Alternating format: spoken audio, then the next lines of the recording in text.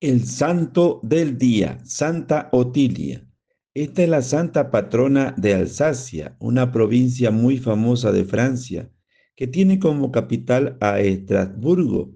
En aquella tierra se ha tenido enorme devoción a Santa Otilia por más de 1000 años, y su historia es bien interesante. El señor feudal que gobernaba a Alsacia en el siglo VII era Aldarico. Era un pagano recién convertido al catolicismo y no muy bien convertido aún.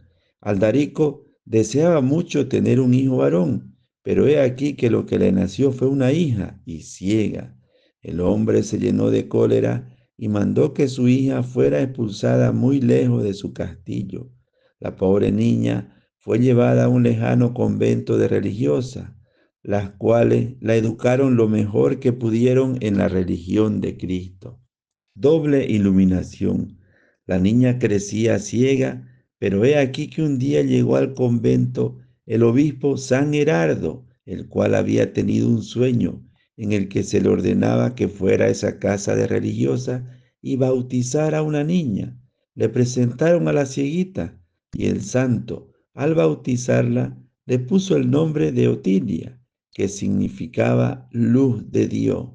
Y al administrar el sacramento le dijo, que se te abran los ojos de tu cuerpo como se te ha abierto los ojos de tu alma.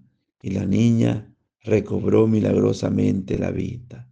Volviendo a casa, el santo obispo fue donde el papá de Otilia a pedirle que la aceptara en su casa, ya que era hija suya, pero el otro no quería de ninguna manera.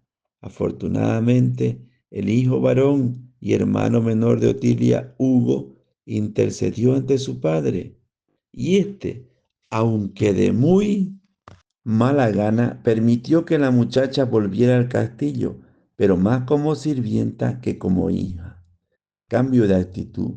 Y sucedió que Aldarico empezó a notar que su hija era tan santa, tan caritativa, tan bondadosa con todo, que se encariñó grandemente con ella y la quiso con un amor fraternal que nunca antes había sentido, huyendo del peligro.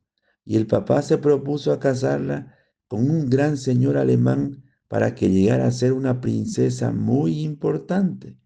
Él no sabía que Otilia, cuando estaba viviendo con la religiosa, se había encariñado enormemente por la vida del convento y se había propuesto dedicar su vida entera a la oración y a las obras buenas y a ser una religiosa. Cuando ella supo que su padre estaba resuelto a obligarla a casarse, se vistió de sirvienta y así disfrazada huyó del palacio. Un barquero la llevó al otro lado del inmenso río y ella siguió yendo por los campos. Escondite. Aldarico envió sus soldados a buscarla por todas partes, y cuando la joven vio que ya se acercaban sus perseguidores, pidió a Dios que la protegiera y vio en una roca una hendidura, y allí se escondió y nadie la logró ver. Perdón y olvido. Entonces su padre, lleno de remordimiento por su actitud, mandó publicar un decreto por medio del cual perdonaba a su hija y le permitía que se hiciera religiosa. Ella, al oír tal noticia, volvió al castillo y Aldarico le regaló un convento en una alta montaña para que se fuera allá con las demás jóvenes que quisieran ser religiosas, y allí se fundó el convento de Otilburg. Otilia y sus compañeras se dedicaron a la oración, a los trabajos manuales y a atender a los centenares de pobres que llegaban a pedir ayuda. Otilia se dedicaba a socorrer a los enfermos más repugnantes y abandonados y fundó un hospital para ellos. Papá convertido. Al fin Aldarico, al darse cuenta de la gran santidad de su hija, dispuso junto con su anciana esposa vivir los dos como monjes y convirtieron su castillo en un convento dirigido por Otilia. Allí murieron piadosamente. La santa se dedicó a ofrecer misa, limosna y oraciones por el alma de su padre, y tiempo después en una visión le fue dicho que por sus misas y oraciones y obras de caridad el alma de Aldarico lograba salir del purgatorio. Después de dedicarse por muchos años a la oración y a prestar ayuda a enfermos y pobres, Otilia descansó en paz en el año 720. En su sepulcro empezaron a obrarse milagros y toda aquella región de Alsacia la proclamó como patrona. Todos los emperadores alemanes, desde Carlomagno, le rindieron homenaje.